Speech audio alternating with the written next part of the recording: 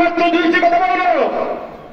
আপনারা জানেন বিগত 17 ডিসেম্বর দিবাগত টঙ্গীর বিশ্ব ইজতেমার ময়দানে যেখানে তাবলীগী ভাইদের চোখের জল ঝরে, সেখানে রক্ত জড়িয়েছে। এটাই শেষ নয়, বিগত 2018-তেও প্রায় 5,000 ছাত্র ওলামাদের উপর আক্রমণ করেছে। সুতরাং আমি বলতে চাই, এখন আর ছাড় দেওয়ার সময় নয়, এখন তাদেরকে ধরার সময় এসেছে। সংগ্রামী তৌহিদি জনতা, একটা কথা বলে, আমরা দাওয়াত ও তাবলীগের ভিতরে সমস্যা হয়েছে, উলামায়ে কেরাম কেন এখানে আসেন?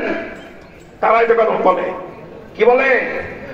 তাবলীগের ভিতরে সমস্যা হয়েছে, উলামায়ে কেরাম এখানে কেন আসেন? আমরা বেআকল অথর্ব কোথাকে তোমরা বুঝো না।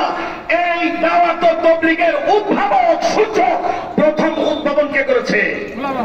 ডাক্তার, প্রফেসর, দারুল দেওবন্দের কৃতি সন্তান আল্লামা ইলিয়াস কাব্বারাল্লাহু মারকাদা, উনি বহুত বড় আলেম ছিলেন। সুতরাং দাওয়াত ও তাবলীগের ভিতরে কোনো সমস্যা হবে, এই সমস্যার সমাধানের জন্য অবশ্যই উলামায়ে কেরাম আসবে।